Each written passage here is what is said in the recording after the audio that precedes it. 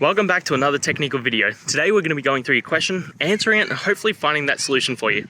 Now, remember to stay just a little bit crazy like me, and hopefully you get to that resolution. Now let's continue on.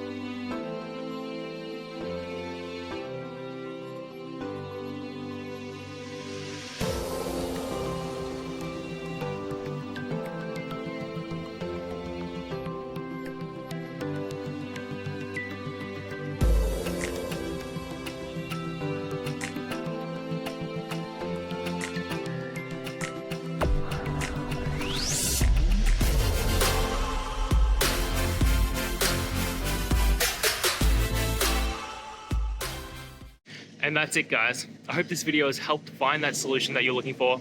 And if it did, please hit the subscribe button. I'd really appreciate it. Now, until the next time that you need technical help, I hope you have a good one.